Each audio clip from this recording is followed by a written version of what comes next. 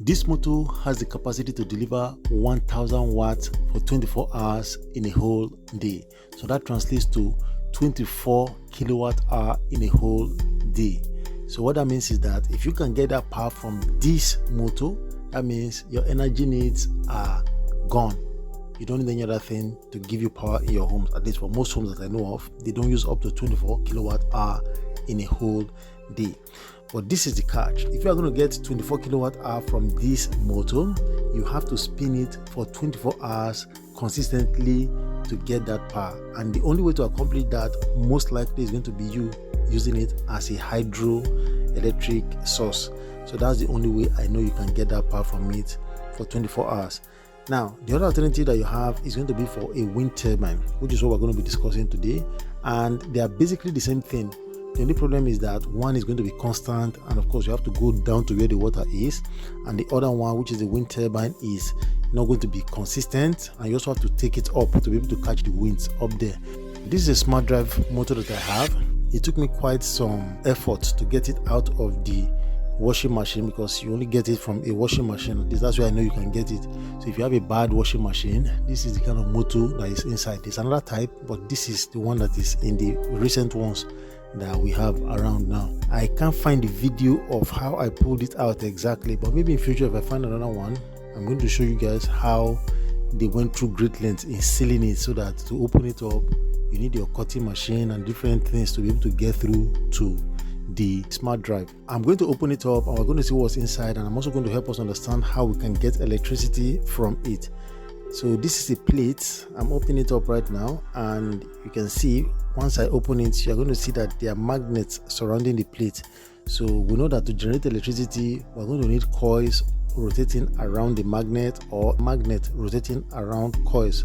So that way we'll be able to generate electricity.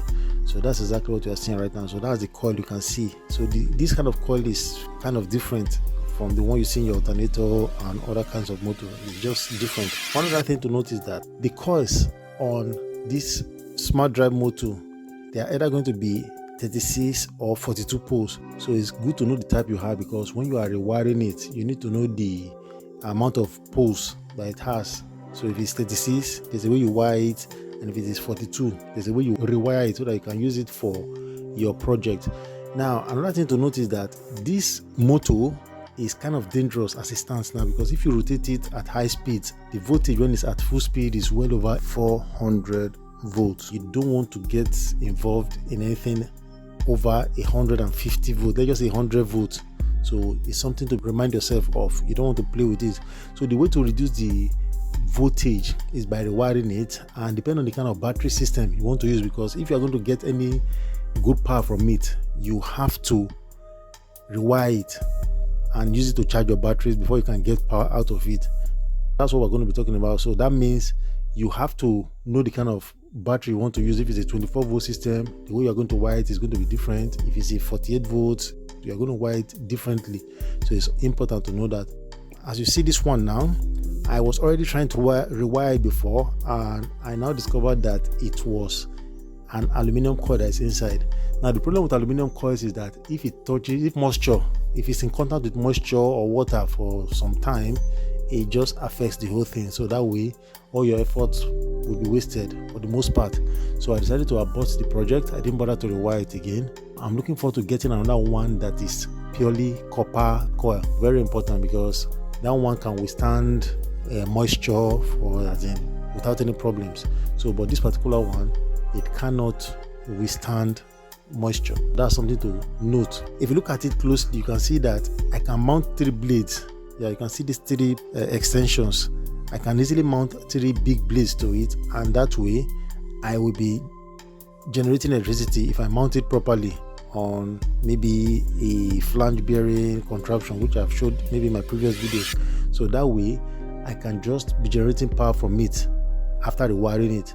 So that's one option that I have. If I'm able to do that, the current that is produced, like I explained earlier, is AC current. The current is not going to be useful to me because it is not constant. If it was constant, we can just run it to a device of the same voltage, or we step it down or just increase the voltage. That way we can use it as an AC voltage. But since it's not going to be consistent, we have to find a way to use it to charge our batteries, which I explained a bit earlier. So how does that work? We are going to need a bridge rectifier, which you can see. So it has 3 poles on one hand and it has 2 on the other side. So what happens is that the 3 that you are seeing in the smart drive motor, look at them, 1, 2, 3, you are going to connect them to these 3 poles. It doesn't matter, there's no positive, you just connect any of the 3 to any of the 3. It's very fine. But if you look at the other side of the bridge rectifier, there's a positive and negative. So while you can connect it anyways on one side, the other side you have to make sure that the positive is going to your positive, as you can see in my demonstration, and the negative is going to the negative in your battery. So it is very important to note that. A lot of people have done wind turbines from this particular motor, and some of them are getting good results and some of them are not getting good results. So altogether, it depends on the kind of blades you are using, and it also depends on the kind of wind you are getting in your location. So that's going to determine how much power you can get.